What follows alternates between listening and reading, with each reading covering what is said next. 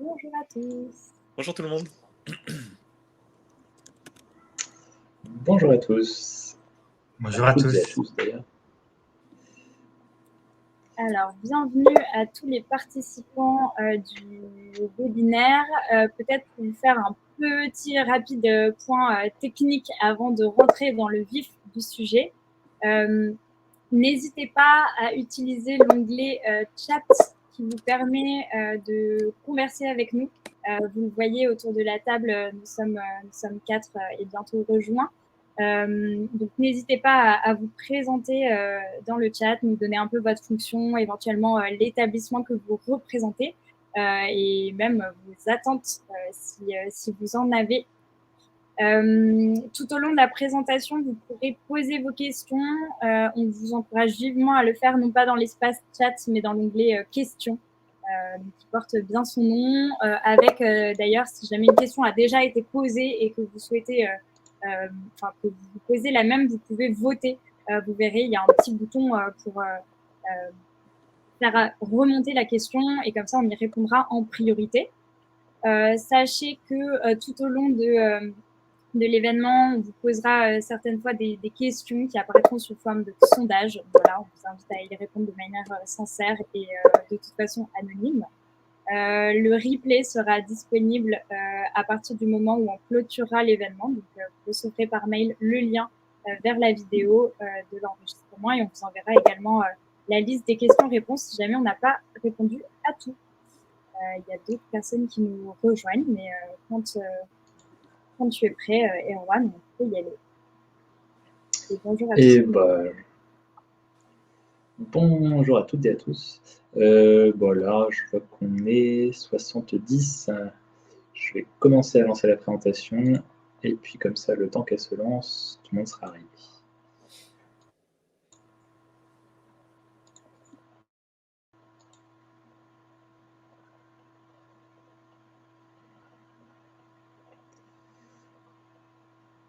Hop. Donc normalement, vous allez voir apparaître le début de la présentation.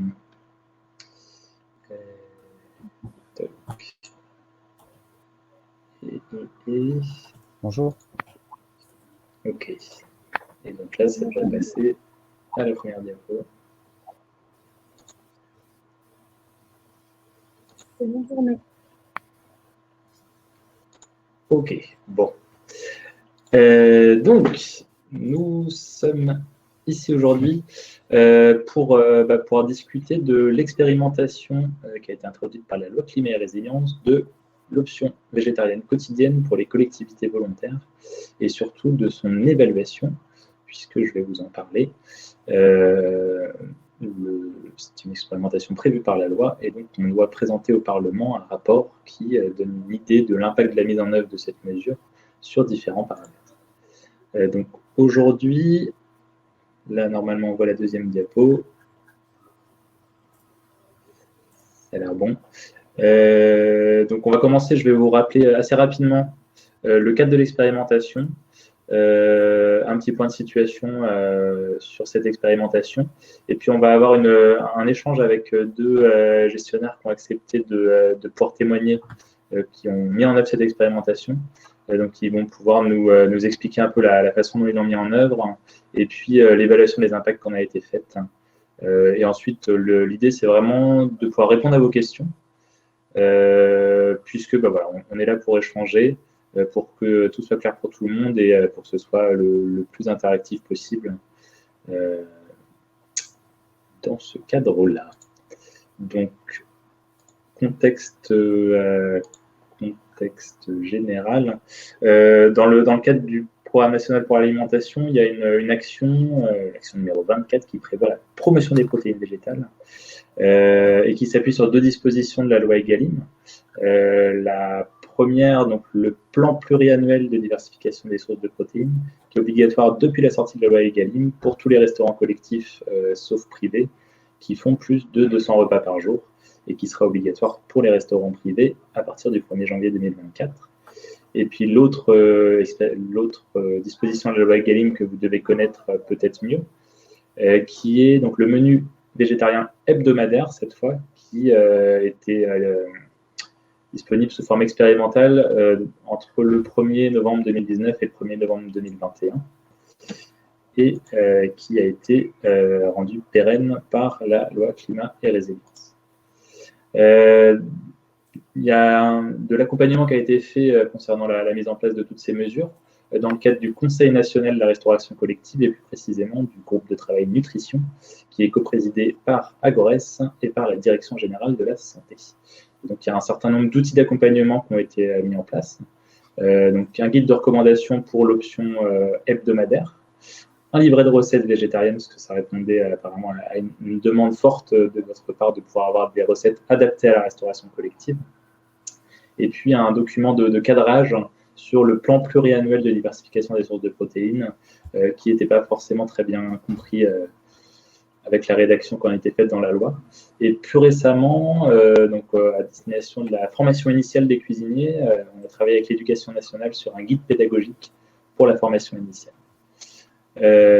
Donc, en ce qui concerne la première expérimentation, donc le menu hebdomadaire, ça a été évalué par le Conseil général de l'agriculture, de l'alimentation, agriculture et espaces ruraux en mars 2021, et comme j'ai dit, ça a été pérennisé. Ça, c'est le contexte un peu global. Et pour la partie qui nous intéresse, une expérimentation introduite dans la loi climat et résilience, dans l'article 252, que je ne vais pas vous lire puisque c'est très long, et que je vais plutôt vous détailler le contenu. Donc la loi, elle est issue des propositions de la Convention citoyenne pour le climat. Et donc, il y a cette expérimentation d'une durée de 2 ans à partir du 24 août 2021 pour les collectivités territoriales qui le souhaitent d'une option végétarienne quotidienne. Donc, précision importante dans la loi, cette expérimentation, elle s'inscrit dans le cadre des règles nutritionnelles en restauration collective. Au niveau réglementaire, on a des règles uniquement pour le scolaire qui sont régies par l'arrêté du 30 septembre 2011. Et la loi précise également que ça doit se faire dans le respect d'exigences adaptées aux besoins des usagers, ce qui se comprend pour les autres populations par le respect des recommandations nutritionnelles liées à ces populations-là. Et donc, très important, l'expérimentation fait l'objet d'une évaluation qui sera remise au Parlement et donc qui sera rendue publique 6 mois avant la fin de l'expérimentation, ce qui va bientôt arriver puisque ce sera en février prochain, à la fin du mois de février prochain. En termes de rapports scientifiques, qu'est-ce qu'on sait sur ces questions de menus végétariens en restauration collective avec les différents avis disponibles? On a l'avis de l'ANSES qui date de 2019, qui avait été saisi pour les repères du Programme national nutrition santé pour les enfants, et qui indique que donc, la viande et le poisson sont des contributeurs importants aux apports en fer, qui facilite l'atteinte des besoins. Et donc, la recommandation, c'était à l'époque d'avoir des portions de viande et de poisson assez importantes pour cette raison-là. L'avis du Haut Conseil de la santé publique sur ces mêmes repères du PNNS, donc la suite du processus, indiquait notamment qu'il n'était pas nécessaire d'avoir de la viande et du poisson ou des œufs à tous les repas. Et on a un avis de janvier 2020 qui est sur le menu hebdomadaire, qui nous dit qu'une fois par semaine, quand c'est équilibré, il n'y a aucun souci pour la couverture des besoins des enfants, avec une recommandation de privilégier, comme on dit souvent, légumineuses et céréales complètes. Et puis le dernier avis qui a été publié, qui date d'il y a un peu plus d'1 an, qui donc est limité aux 7-10 ans, parce qu'ils n'avaient pas les données pour faire l'analyse sur d'autres populations, et qui, l'ANSES conclut que l'augmentation du nombre de repas sans viande ni poisson ne modifie pas l'équilibre nutritionnel et ne recommande pas particulièrement de fréquence maximale, tout en mettant une grosse attention sur les apports en poisson, étant donné que la consommation de poisson, étant donné les apports insuffisants en oméga 3 longue chaîne et en vitamine D. Donc voilà pour le volet scientifique. Pourquoi on fait l'expérimentation? Parce que le législateur veut avoir une idée de ce qui se passe quand cette option végétarienne quotidienne est mise en place dans vos restaurants. Et donc le législateur nous demande quels sont les impacts sur le gaspillage alimentaire, les taux de fréquentation, l'approvisionnement en produits durables et de qualité, donc les 50% Egalim, le climat, la qualité nutritionnelle et le coût, ce qui est ambitieux et ce que l'on s'efforcera de faire d'ici février 2023. L'expérimentation s'adresse, comme indiqué dans la loi, aux collectivités qui le souhaitent. Donc, tous les restaurants collectifs sous la responsabilité des collectivités. On met quand même une attention particulière pour les EHPAD, où pour cette population, on a des recommandations du Haut Conseil de la santé publique pour les personnes âgées de consommer viande, poisson ou œufs au moins une fois par jour.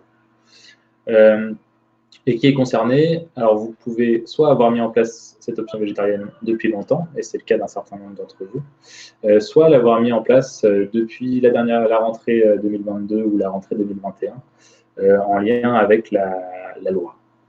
Dans les faits, avant septembre dernier, en termes de calendrier, donc mise en place de l'option, avant décembre, on va demander à ceux qui ont mis en place cette option de renseigner leurs données, de réaliser les évaluations le plus fines possible, mais dans tous les cas avoir une évaluation au moins qualitative sur le gaspillage alimentaire, les taux de fréquentation, la composition des repas ou le coût, et puis d'ici la fin de l'année, de transmettre ces informations-là, de les partager via l'interface sur ma cantine que je vais vous décrire par la suite, ce qui nous permettra, nous, administration, de pouvoir remettre un rapport au Parlement en disant, ben voilà, globalement, il y a tant de cantines qui se sont déclarées candidates à l'expérimentation, et globalement, pour ces cantines-là, on voit que ça augmente ou ça baisse le gaspillage, ça augmente ou ça baisse le coût, ça augmente ou ça baisse la fréquentation, etc. Donc c'est vraiment important d'avoir vos données pour pouvoir conclure, puisque si on n'a pas de données, on ne pourra pas conclure. Et comment on fait? On crée un compte sur ma cantine, et on va vous montrer comment faire, afin de pouvoir transmettre les données.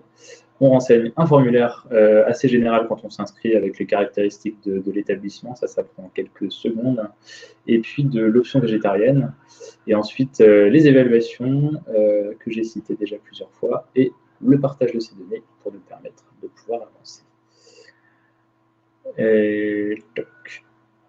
Donc, qu'est-ce que c'est ma cantine?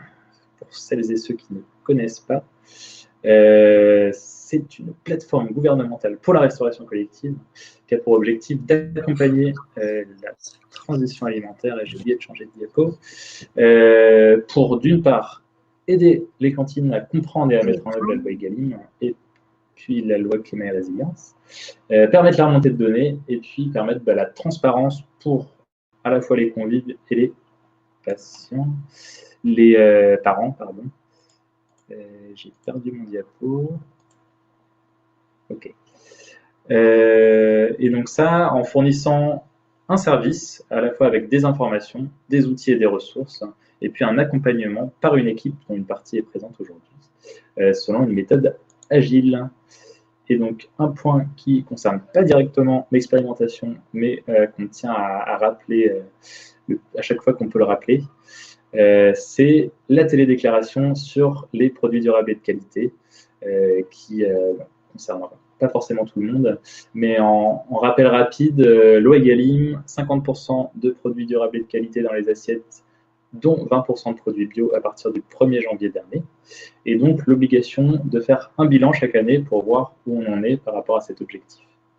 Et donc, pour pouvoir avoir une idée d'où on en est, la transmission des données via ma cantine pour réaliser cette enquête statistique. Donc comment on participe? On crée un compte, on crée une cantine, on crée un diagnostic, on télédéclare, et il y a des outils d'accompagnement qui sont disponibles pour vous permettre de faire ça le plus simplement possible.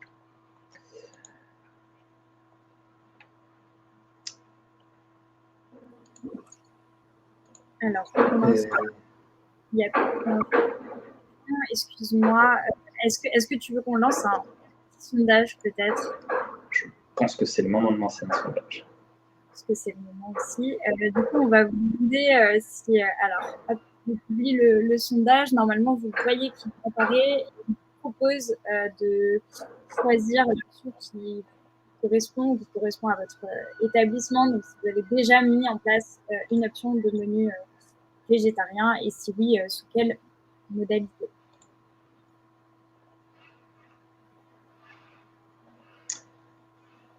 Sachant que c'est totalement anonyme et que c'est juste pour avoir une idée pour nous et puis animer un petit peu le webinaire.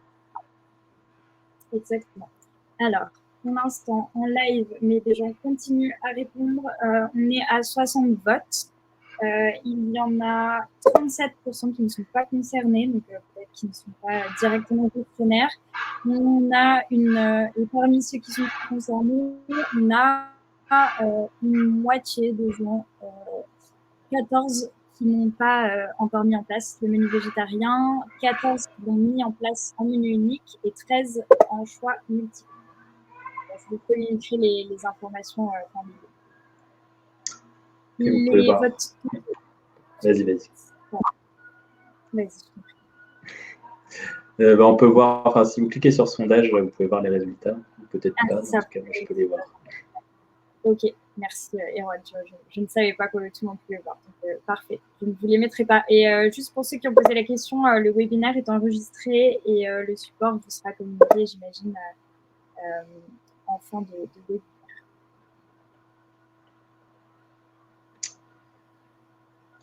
Eh bien, très bien.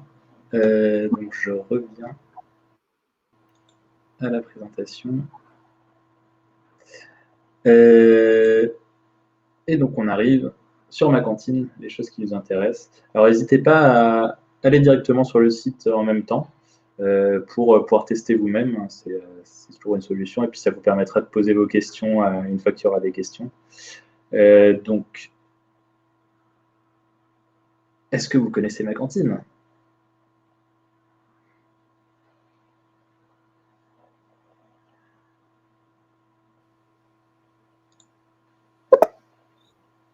Alors, il y a une question de Anaïs qui demande « N'y a-t-il pas une obligation l'année prochaine sur le menu végétarien dans les selfs ?» Alors, je pense qu'il faudra peut-être préciser dans quel secteur. Tout à fait. Peut-être on finit de dérouler la présentation et puis on répond aux questions à la fin. Ça sera peut-être plus simple. Très bien. N'hésitez pas à faire comme Anaïs et à poser vos questions. Dans tous les cas, on y répondra.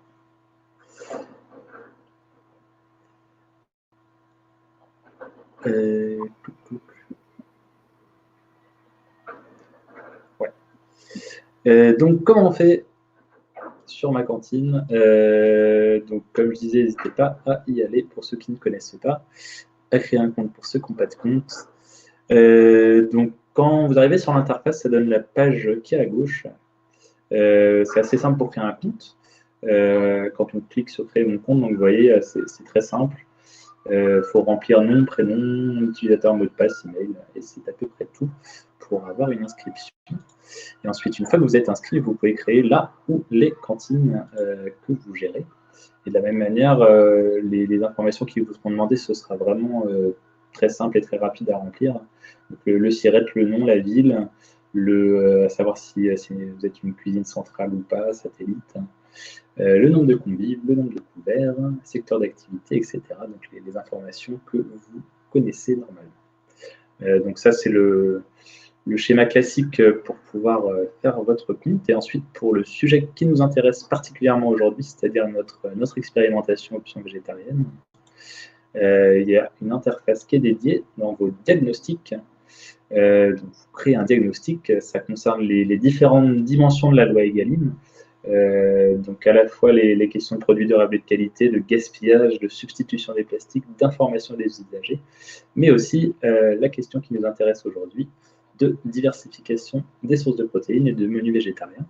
Donc si vous allez dans cette partie-là du diagnostic, vous arrivez sur cette page-là, avec quelques questions un peu générales pour vous connaître, et puis cette interface de déclaration pour les cantines qui ont mis en place cette option, en disant « Je suis volontaire pour participer à l'expérimentation ».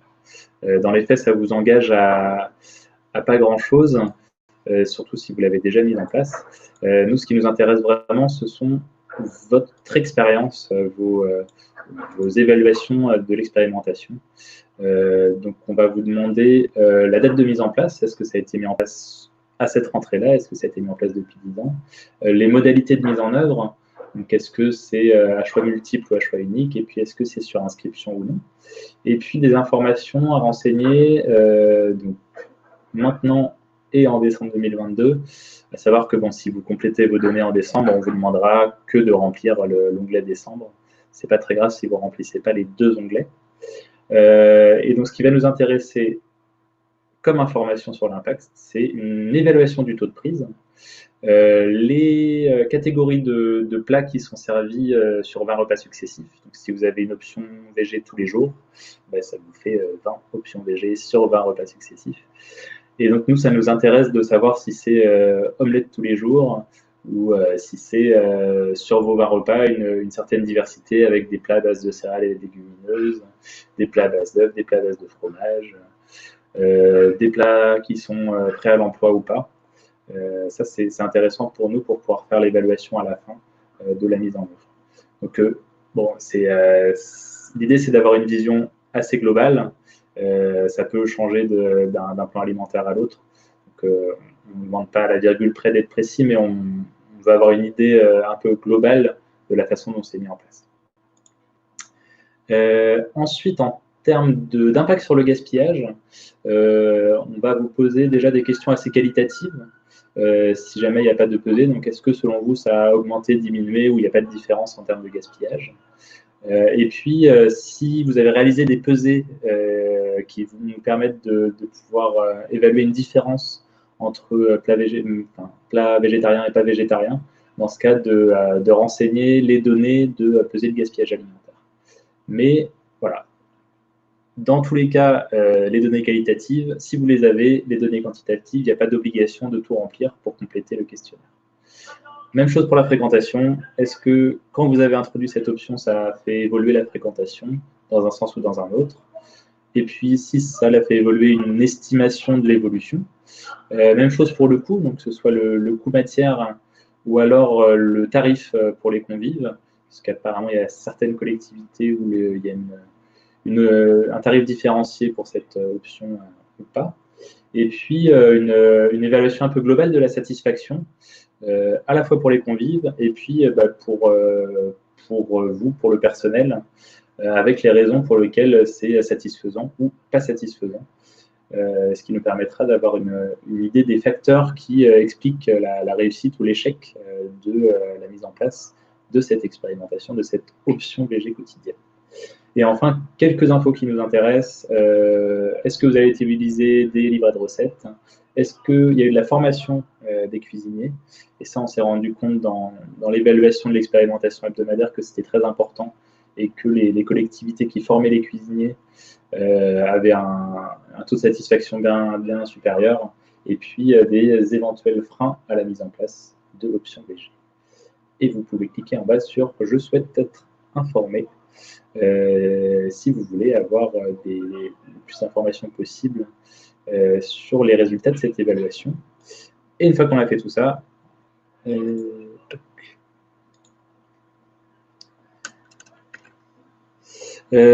n'oublie pas de sauvegarder. Donc à savoir que si vous avez que 10 minutes à prendre et que vous n'avez pas le temps de répondre à tout, c'est pas très grave, vous pouvez déjà commencer à répondre aux questions où vous avez les informations.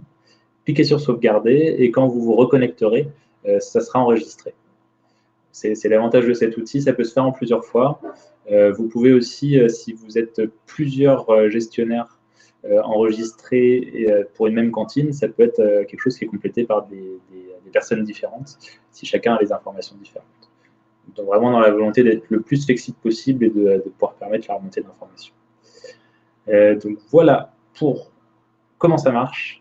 Et ensuite, on va discuter un petit peu. On a la chance d'avoir donc 2 intervenants qui ont accepté de témoigner sur la mise en place de l'option végétarienne quotidienne.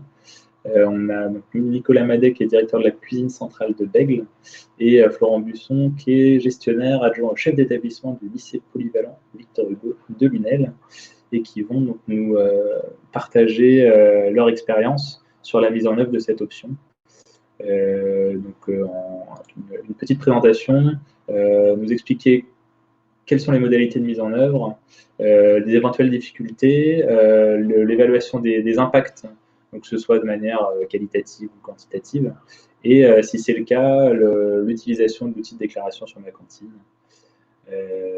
Voilà, rapidement, et donc je vous laisse la main en commençant par Nicolas Madet, si ça vous convient. Oui. Bien, bonjour à tous. Donc Nicolas Madet, directeur de la cuisine centrale de la ville de Bègles en Gironde.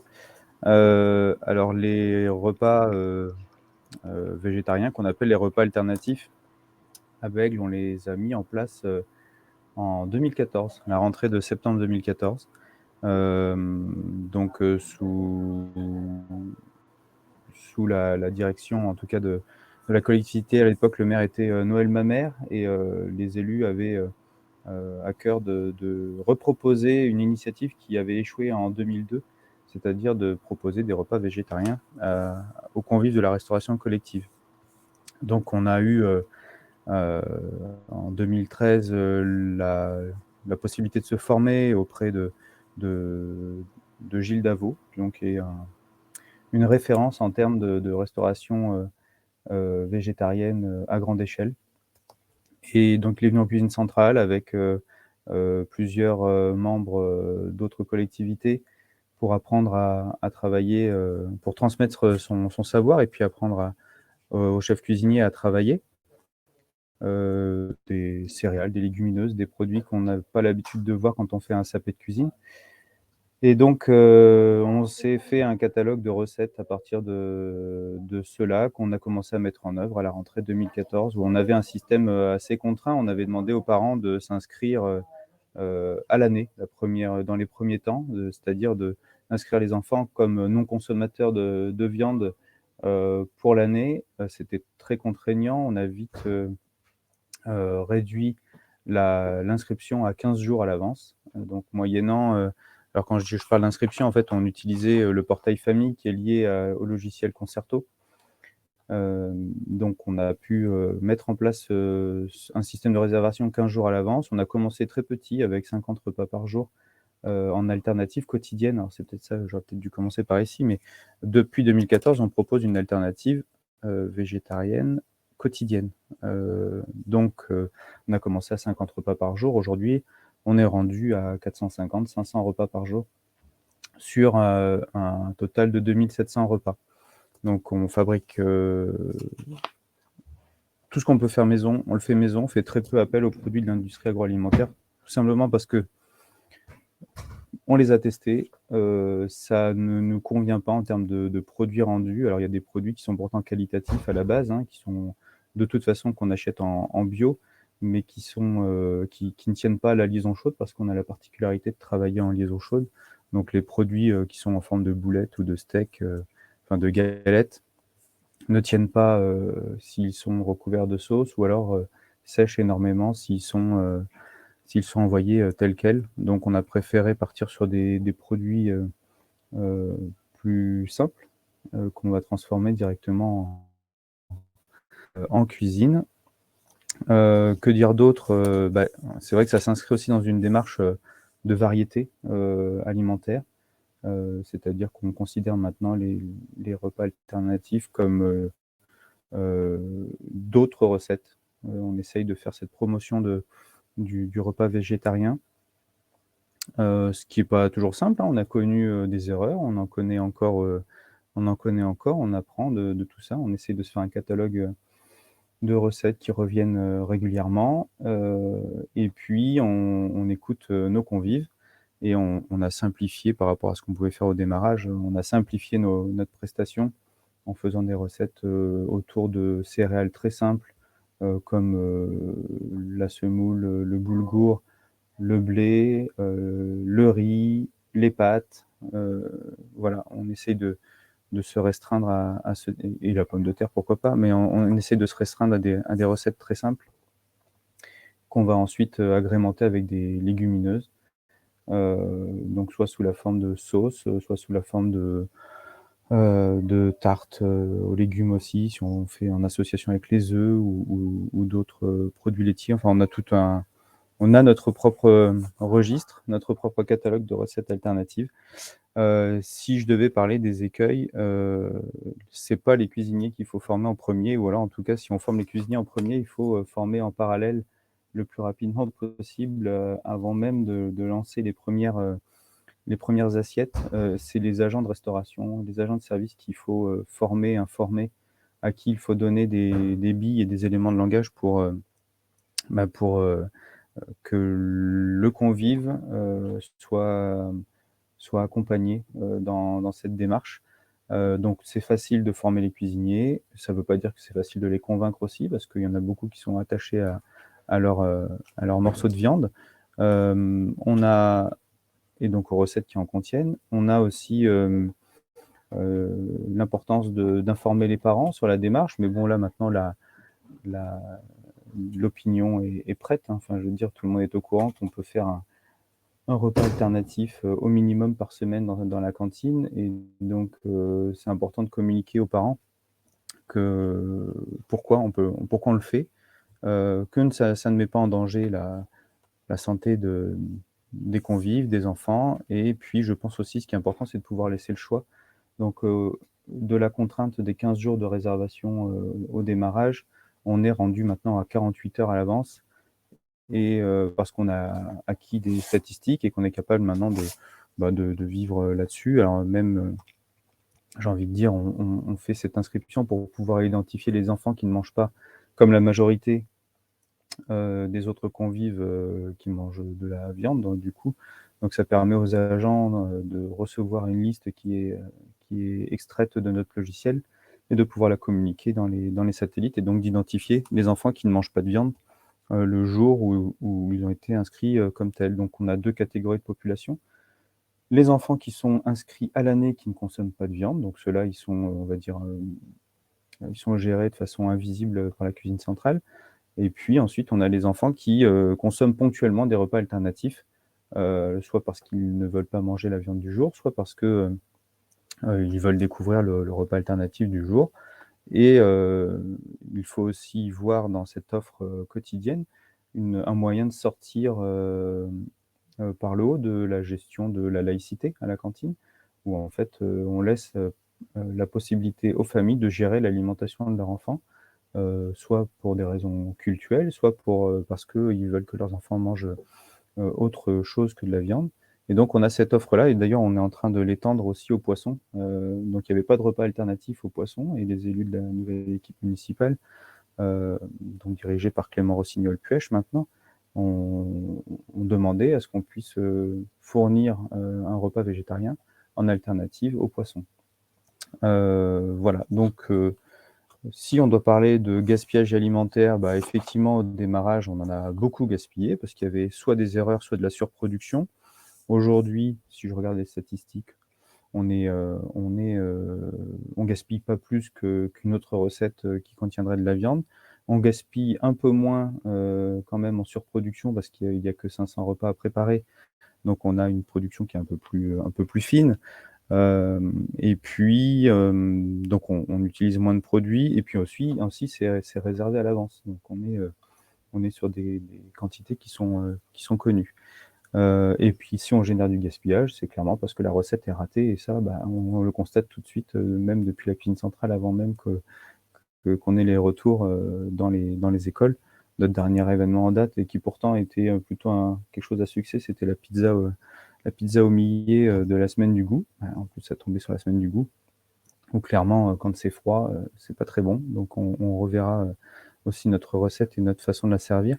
Et puis, il y a aussi un intérêt à proposer un maximum de produits végétariens, c'est le coût, tout simplement. La protéine végétale est encore moins chère que la protéine animale, à condition qu'on achète une protéine animale de qualité. Donc là, ici à Bègles, on est sur l'ensemble de notre production, on est à 70% de bio sur l'ensemble de nos achats.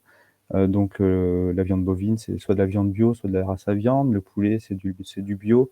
Le porc, on en consomme très peu, mais donc non, il est ni bio mais au moins il est français. Voilà, donc en face, on a de toute façon de la viande de qualité, et donc la protéine végétale est moins chère. Donc il y a un intérêt aussi à à multiplier aussi ces recettes, tant sur le côté financier que sur le côté développement durable et santé publique, qui sont ces 2 derniers piliers là qui conduisent vraiment la politique alimentaire de la ville de Bègles. Et pour conclure, donc sur le site Ma Cantine, on a fait notre première télédéclaration il y a une quinzaine de jours maintenant. C'est très simple, ça c'est sûr, ça nécessite quand même un tout petit peu de recherche de chiffres. Et par contre, mauvais élève, je n'ai pas fait, et je vais le faire dans les jours à venir, la déclaration concernant les repas alternatifs, parce que je n'avais pas cliqué la petite case pour laquelle je devais me placer comme expérimentateur. Voilà, donc je vais le faire dans les jours à venir. Si vous avez des questions, je suis disponible. Merci de votre écoute. Et merci beaucoup pour ce témoignage très complet. C'était comme il fallait. Et donc là, on a eu un exemple dans l'élémentaire avec une certaine antériorité, un certain historique. Et on va passer à un exemple dans le secondaire, plus récent, et à peu près sur les mêmes histoires. Donc Florent Busson, je vous laisse la parole. Est-ce que juste, il y a des petites questions pour Nicolas? Est-ce qu'on enchaîne juste sur les questions, peut-être? Erwan? Moi, je verrai peut-être bien à la fin, comme ça, peut-être les 2 intervenants pour avoir des réponses. Ok. C'était juste parce qu'il y en avait qui s'inquiétaient de ne pas avoir de réponse à leurs questions, mais ne vous inquiétez pas. Là, on finit la présentation et ensuite on répond à toutes vos questions. Merci. Alors, je lance juste le PDF, vérifier que ça marche bien. Bien lancé, tout le monde le voit? Oui. Parfait. Allez, donc Florent Buxon, moi je suis gestionnaire au lycée Victor Hugo à Lunel dans l'Hérault, donc je vais vous présenter l'établissement rapidement, la démarche, sa mise en place, le remplissage des données sur ma cantine et puis le bilan du coup de l'expérimentation. Nous, on est un lycée polyvalent, on va de la 3e au BTS, donc avec des élèves qui vont de 14 à 20 ans. L'entité, c'est parfois un peu complexe à savoir les adapter. On a 200 élèves, mais surtout 900 demi-pensionnaires. Donc, une assez grosse restauration. Avec un internat, donc on fait aussi ces petits déjeuners et dîners. Et un restaurant scolaire qui est sur réservation multi-choix, c'est-à-dire on s'inscrit pour manger le midi. Par contre, on ne choisit pas ce qu'on mange et on a le choix entre viande, poisson ou l'option végétarienne quotidienne. On a obtenu le label en cuisine éco-serre niveau 2, mais surtout le plus intéressant, c'est peut-être le label assiette verte avec l'association Assiette Végétale qui nous avait accompagnés dans la mise en place de cette expérimentation. La démarche, elle s'est d'abord concentrée sur ce qui était bio, local, fait maison à partir de septembre 2020. Et ça a plus venu d'une demande des élèves d'axer sur le végétal. C'est vrai qu'on a remarqué que les élèves étaient quand même assez sensibilisés à ce sujet et peut-être plus dans une forme d'acceptation que les adultes, où en effet c'est plus complexe de se dire voilà, on va se passer de la viande et la viande reste quand même souvent, en tout cas chez certains, l'élément central du repas. On a choisi quand même de se lancer en septembre 2021 avec l'association Assiette Végétale. On nous a accompagnés notamment sur tout ce qui est le volet recettes, présentation des menus. La première partie, ça a été un petit peu convaincre en interne, convaincre les équipes. Alors, les petits retours que je peux faire, c'est essayer de susciter l'adhésion plutôt que d'imposer. Ça ne sert à rien d'avoir des choses très descendantes parce que généralement, ça bloque. On a des équipes qui, pendant 20 ans, 25 ans, ont eu l'habitude de faire un plat avec une viande au centre du repas et donc il faut quand même travailler pour ces représentations. Alors, éviter la comparaison, ce qui est un petit peu antinomique avec mon point 3 sur l'échange de pratiques avec les pairs. Ce que je veux dire, c'est qu'il faut éviter d'arriver en disant oui, mais pourquoi nous on n'y arrive pas, à tel endroit ils y arrivent, etc. Ce côté négatif. Par contre, ce que j'ai remarqué, c'est que quand c'est des cuisiniers qui parlent aux cuisiniers, par exemple, le message passe beaucoup plus vite et beaucoup plus fortement que si c'est le gestionnaire qui échange avec ses équipes, etc. Donc ça, c'est vrai que l'échange par les pairs, c'est ce qui semble le mieux. Un accompagnement par un partenaire extérieur, nous en tout cas, ça a été vraiment quelque chose de au niveau de la formation et de l'acceptation des équipes. Travailler aussi ce qui est reconnaissance et valorisation par la direction d'établissement, par les élus, parce qu'on demande même aux équipes de faire autrement, qui au début est la surcroît d'activité et sans forcément avoir, en tout cas dans la fonction publique, les leviers de reconnaissance financière derrière. Donc, au moins, voilà, la valorisation des actions menées est assez importante.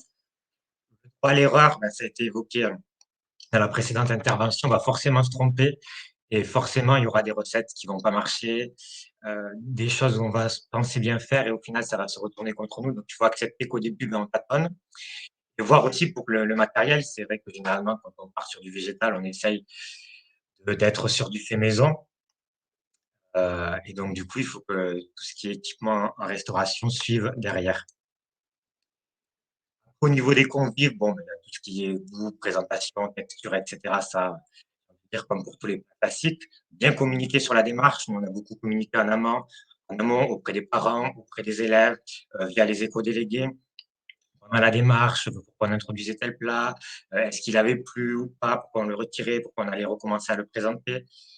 Partir de recettes connues, là, c'est quelque chose qu'on a remarqué, c'est que on a voulu au début être sur des créations végétales vraiment originales, mais en fait, on a peut-être été un peu trop dans l'originalité.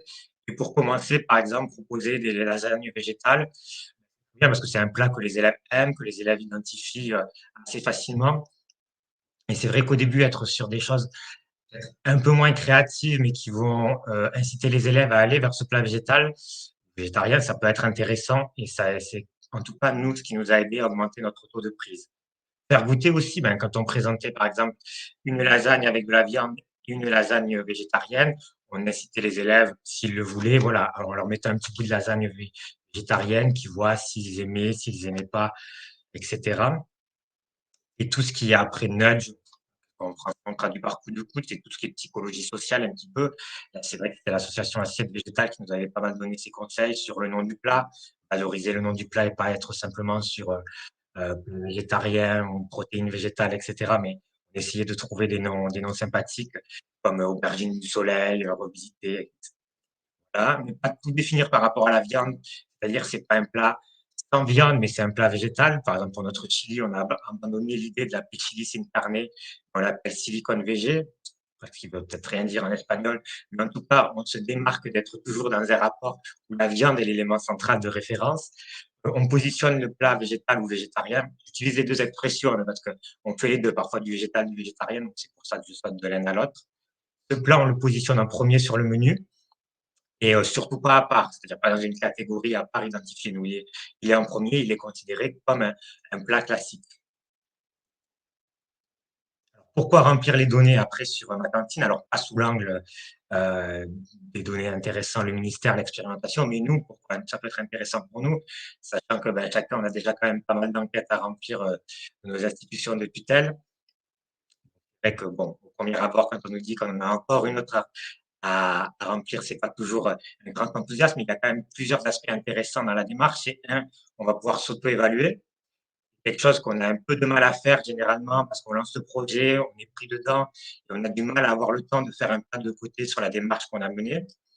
Le deuxième point, c'est de pouvoir assurer un historique, à la fois soi-même pour voir l'évolution de la démarche et puis on a quand même aussi des gens qui mutent assez régulièrement et c'est parfois compliqué d'avoir la mémoire de ce qui a été fait. Le troisième point, c'est d'avoir un outil qui est facilement valorisable en termes de bilan qu'on peut facilement transmettre qui permet de bien mettre en avant ce qui est fait. Et le quatrième point, c'est d'avoir des données normalisées à l'échelle d'un territoire. Là, on a discuté, nous, on est rattaché à la région Occitanie, on est un groupe pilote de lycée un peu dans ce sujet.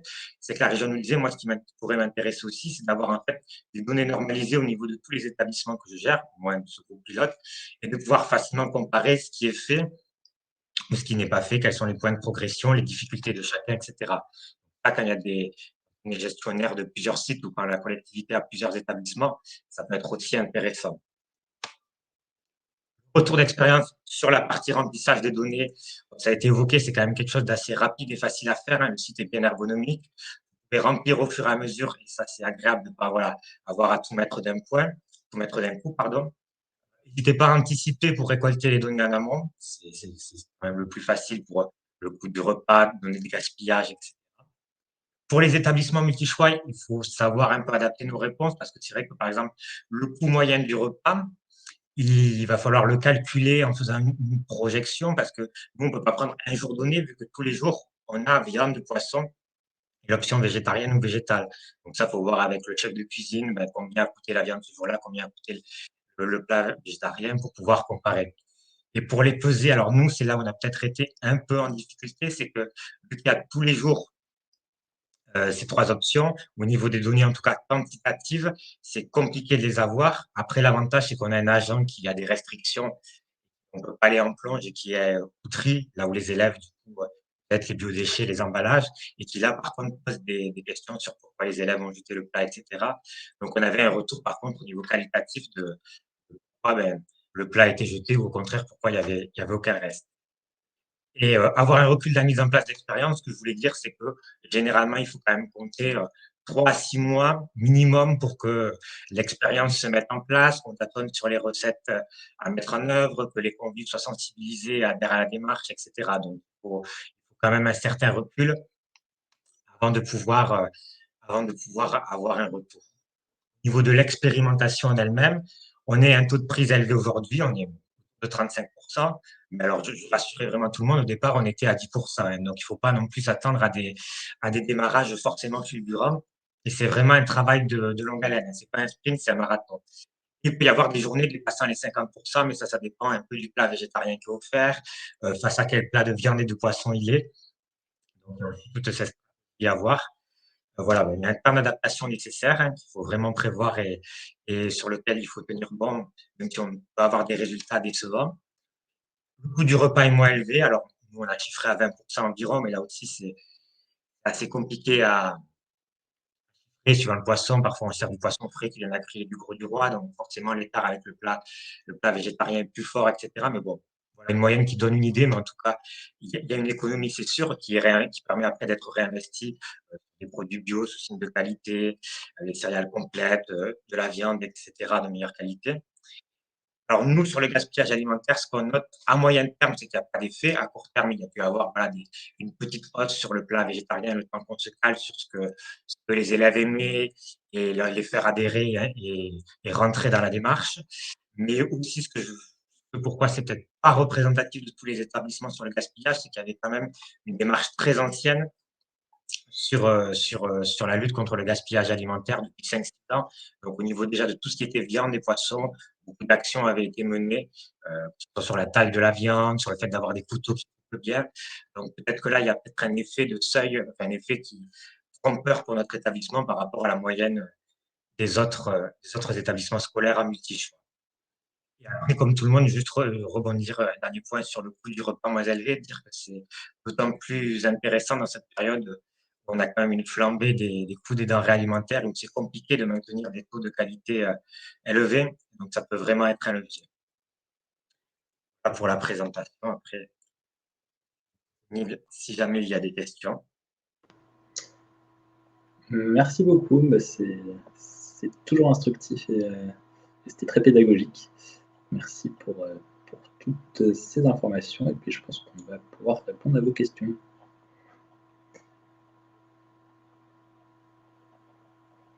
Alors, je vois que Nicolas a déjà répondu par écrit à certains. Merci pour ça. Peut-être pour alors, rebondir sur une question qui a été pas mal posée et peut-être pour la redire à l'oral, Jean-Paul demandait si vous faisiez, alors que Nicolas, des pesées du gaspillage alimentaire. Je ne sais pas si tout le monde a vu que du côté de Nicolas, c'était oui tous les jours via des tables de tri chef éco. Et je pense qu'il y avait quelque chose à rajouter. Laurence, vous êtes là Non, tu as répondu.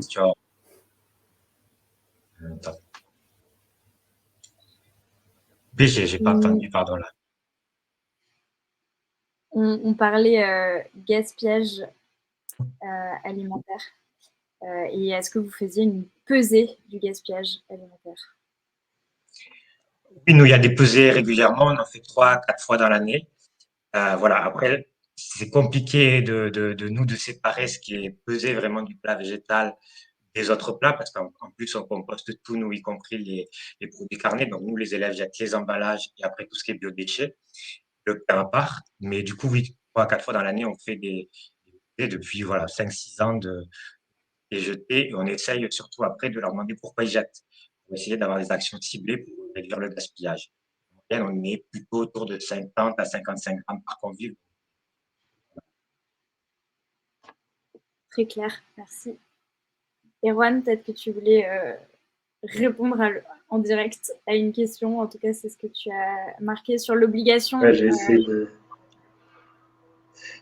de répondre par écrit, mais j'ai fait n'importe quoi.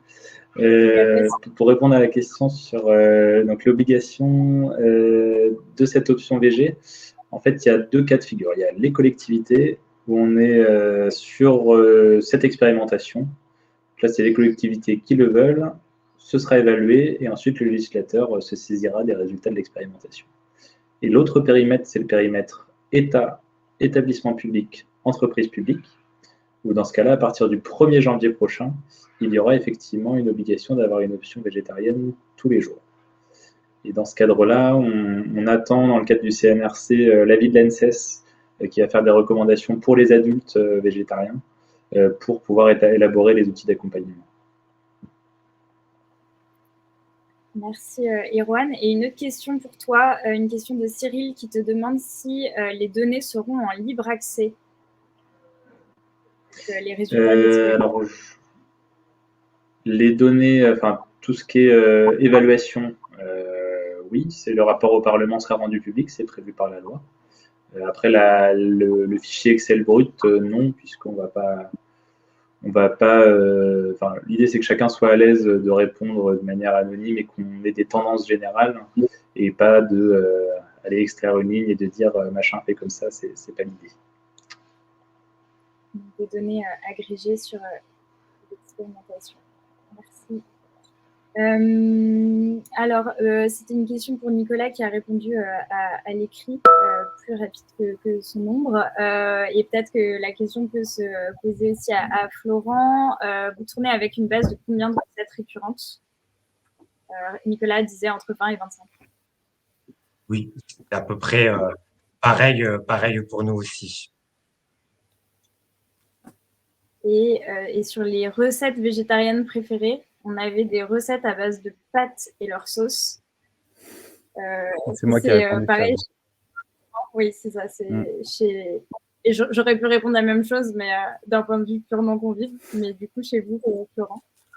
Alors, il y a celle-ci qui se retrouve aussi. Après, on a une espèce de spécialité, on va dire maison, qui est une galette végétale du chef.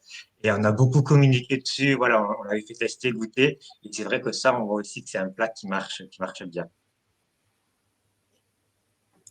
Je voudrais juste dire qu'il y a aussi la recette de lasagne dont vous parliez, Florent, qui est disponible sur ma cantine.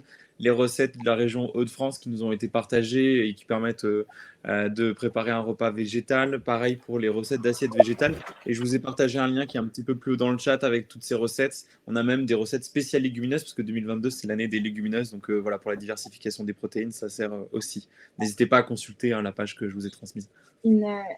Peut-être pour enchaîner sur une question de Mathilde, alors là, qui demande qu'en est-il du temps passé en production dans le cadre d'un repas alternatif sans produits transformés vis-à-vis du temps passé en production pour un repas dit classique? Avez-vous constaté une dépense horaire plus importante? Alors nous, oui. Alors après, je dirais ça a nuancé suivant si on part sur un plat alternatif fait maison ou pas. Mais à partir du moment où il est fait maison et pas mal travaillé, il y en a un peu plus de temps passé en cuisine. Alors après, on a trouvé des alternatives. Nous, maître, on a fait un self pour l'entrée. Ils sont en self, ils sont plus dressés dans des gastros, ils sont plus dressés à l'assiette. On gagnait un peu de temps, etc. Nous, ça demandait un peu plus de travail, en effet, aux équipes de cuisine. Et juste si je peux rebondir du coup sur la question dessus, je vois de Sarah qui demandait la nécessité d'adapter le matériel. Ben, justement, si on part sur une plat alternatif fait maison, nous c'était tout ce qui permettait de travailler en fait les légumes et les fruits, c'est ça, où par rapport on avait des plus gros volumes, etc. et d'adapter du coup à notre nouveau.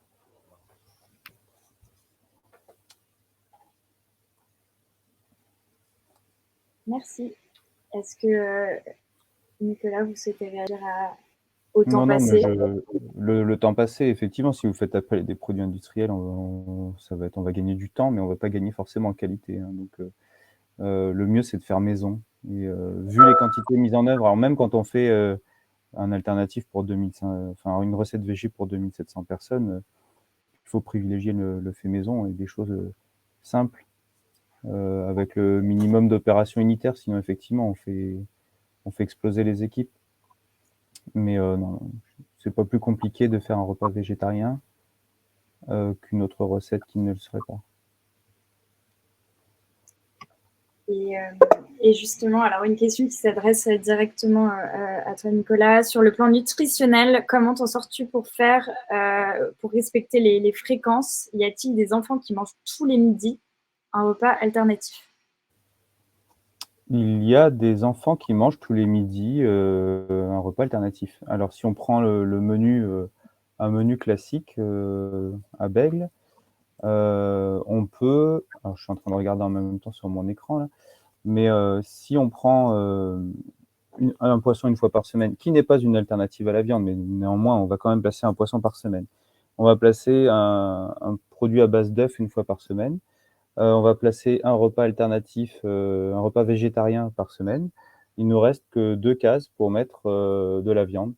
Et là, les élus nous souhaiteraient qu'on aille aussi vers 2 repas végétariens par semaine. Donc en termes d'apport nutritionnel, eh bien, on emploie les services d'une diététicienne nutritionniste qui nous élabore les menus, et puis donc il va s'assurer que, en termes d'apport de protéines, si c'est ce qu'on recherche, on n'ait pas de carence. Et de toute façon, il faut bien voir qu'on est sur 4 à 5 repas par semaine. Sur l'ensemble de la prise de repas sur une semaine, aussi au foyer, on n'est pas en train de dénutrir nos convives, je pense. Voilà.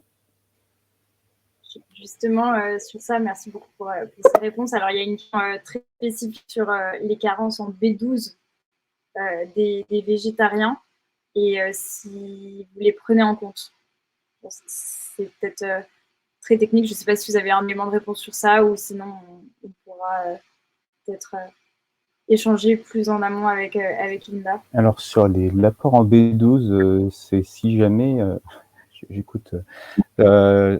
J'essaie de me rappeler ce qu'on a appris en études, mais j'ai aussi des bons conseils.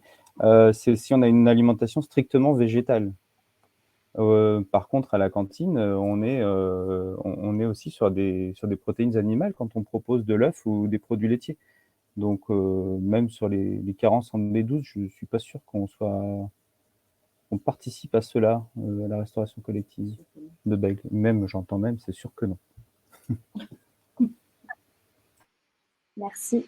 Peut-être, alors, c'est Justine qui pose la question sur la fréquentation et l'impact du menu végétarien et de l'option végétarienne quotidienne. Est-ce que vous avez constaté une augmentation de la fréquentation ou au contraire, enfin, en tout cas, une évolution de la fréquentation suite à la mise en place de ce type de menu?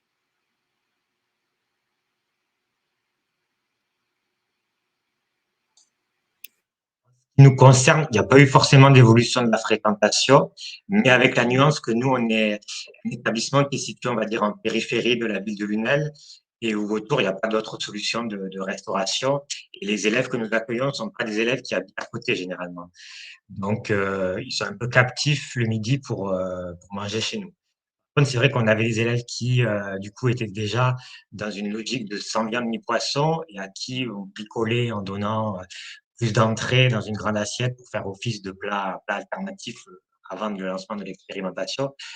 Du coup, mange, du coup, on va dire un repas classique et un repas normal.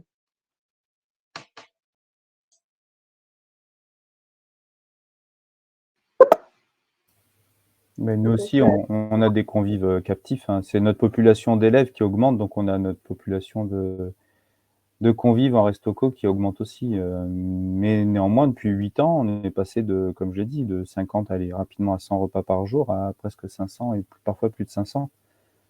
En parallèle, on a aussi augmenté le nombre de repas, hein, donc voilà, il y a une augmentation du nombre de repas végétariens qui est commandé. ça c'est sûr. Merci à tous les deux. Donc, solution, gardez vos convives captifs. Et sinon, captivez-les. Erwan, je pense qu'il y a une question qui t'est adressée sur, alors c'est plutôt dans l'aspect réglementaire. Est-ce que les lycées, les collèges sont considérés par l'obligation d'un repas végé quotidien en 2023?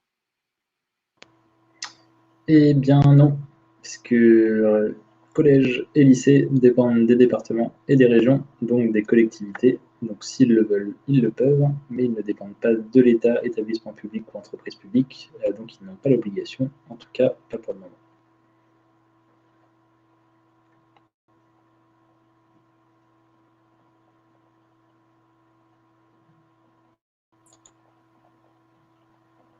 Alors, peut-être une autre question d'Amélie, donc qui l'adresse à Nicolas en demandant lors d'un repas avec un légume sec et céréales, quel grammage en légumes secs et quel grammage en céréales pour un primaire, par exemple?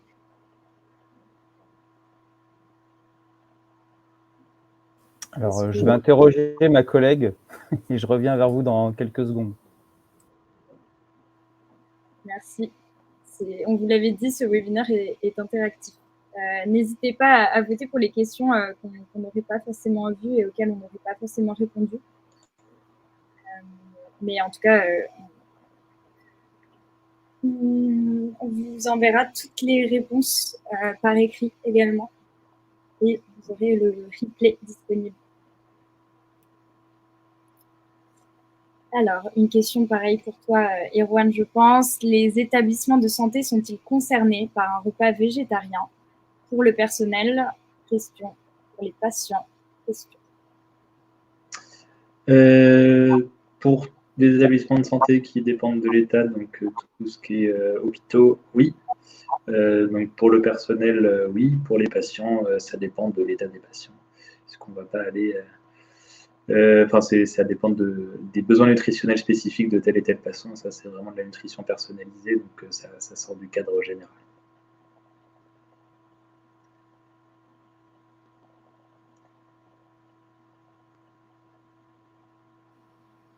Alors, on a une petite relance d'une personne qui rebondit, et plus soit la question de Lucienne qui dit qu'elle a remarqué que pour nos enfants en élémentaire, il y a beaucoup plus de gaspillage pour les repas végétariens qu'un repas classique. Pensez-vous qu'il faut continuer à donner ces repas aux enfants? Alors, j'ai une petite idée de la réponse, mais je vous laisse y répondre de votre côté.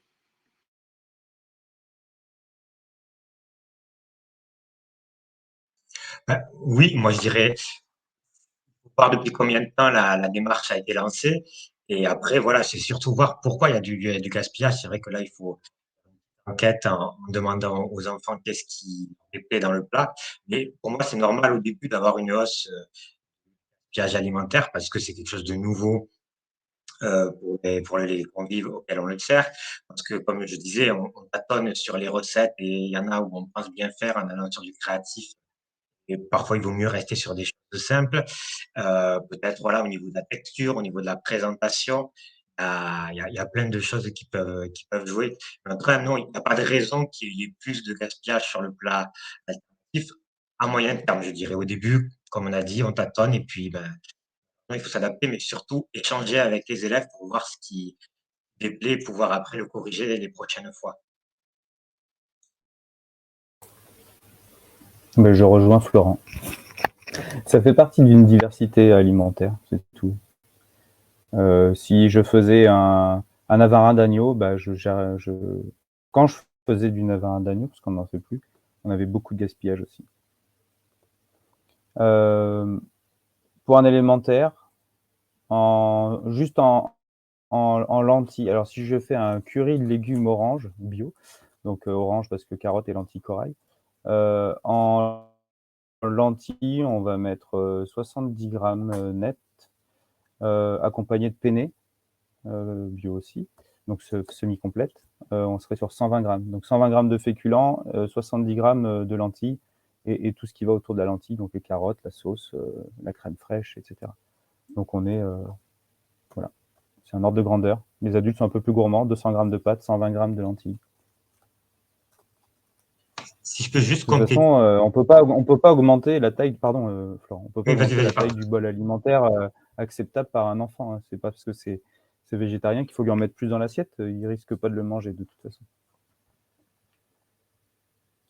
Pardon, Nicolas, je crois que tu avais terminé. Juste pour compléter sur la question. Alors, c'est vrai qu'en primaire, ils sont petits, mais à partir du collège, au lycée, où ils commencent à être sensibles aux enjeux de développement durable, et ils le sont beaucoup plus que les générations d'avant, nous compris, c'est eux qui demandent. Hein, voilà, nous dans notre établissement, c'est quand même une demande des élèves sur le plat végétarien.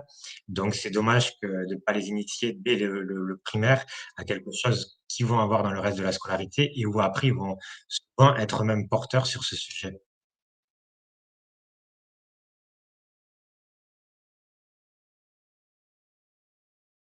Je peux juste dire un mot. Enfin, si vous avez effectivement fait cette évaluation suite à la mise en place d'une option végétarienne qui a plus de gaspillage, c'est intéressant de le partager sur ma cantine dans le cadre de l'expérimentation. Et comme ça nous permettra de voir, ben voilà, pour les cantines pour qui ça crée du gaspillage et que ça ne fonctionne pas, d'essayer de pouvoir expliquer pourquoi avec les différents paramètres sur la mise en œuvre, et puis de les comparer aux cantines où ça marche bien, pour à la fin dégager des facteurs qui font que ça marche plus ou moins bien. Donc, partagez votre expérience, c'est fait pour ça.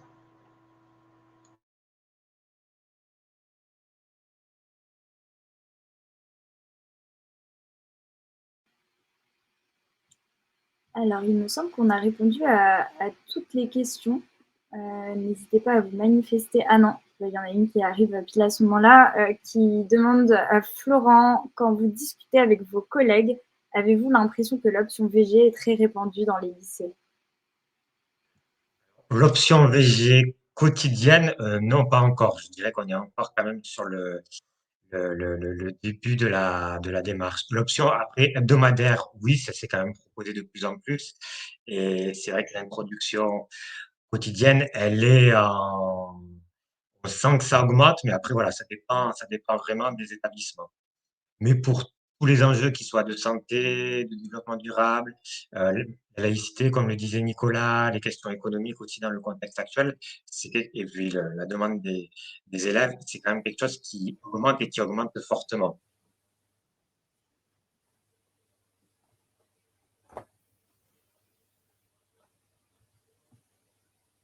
Je pourrais ajouter juste quelque chose à la démarche dont je n'ai pas parlé tout à l'heure. Faites goûter, enfin, c'est-à-dire que prévoyez une petite quantité. Alors, en plus du repas du jour, faites déguster des petites quantités aux convives, une cuillère à soupe ou à café, juste pour se faire un avis, sur la recette, voir comment elle est acceptée, et puis de commencer à habituer les convives à ce qu'on va leur proposer en plat principal. Et ce que je n'ai pas ajouté tout à l'heure là, par rapport à notre menu où il y avait des currys de légumes et pâtes, en entrée, il y avait une sardine à l'huile. Et en dessert, on avait un fromage. Donc, vous voyez, l'apport en protéines, il y est aussi. C'est 1 gramme par kilo de poids, alors un gamin qui fait 20 kilos. Voilà.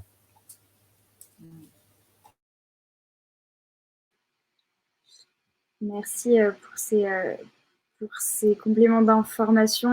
Alors, on a Florimond qui nous partage des remarques sur la vitamine B12 dans le chat. Je vous inviterai à tous aller la regarder. Et sinon, je pense qu'on n'a plus de questions.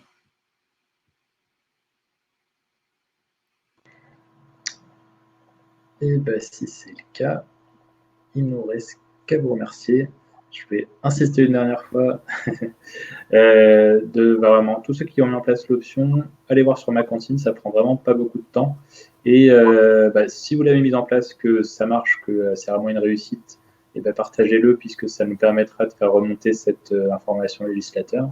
Si vous l'avez mise en place et que c'est une catastrophe, que ça génère du gaspillage et que personne ne mange, partagez-le puisque ça nous permettra de faire remonter cette information aussi au législateur. Donc, dans tous les cas, c'est important pour nous d'avoir le plus de cantines possible pour avoir la vision la plus correcte possible. Parce que s'il n'y a que ceux pour qui ça marche qui partagent, on aura une vision biaisée. Et s'il n'y a que ceux pour qui ça n'a pas marché qui partagent, de la même manière, on aura une vision biaisée. Merci beaucoup à toutes et tous de nous avoir suivis et d'être restés parmi nous. Merci, au revoir. Et encore une fois, vous aurez le replay et le support qui sera partagé. Bonne journée à tous. Merci Nicolas, merci. Merci. Au revoir. Merci à tous, au revoir. Au revoir. Au revoir, merci.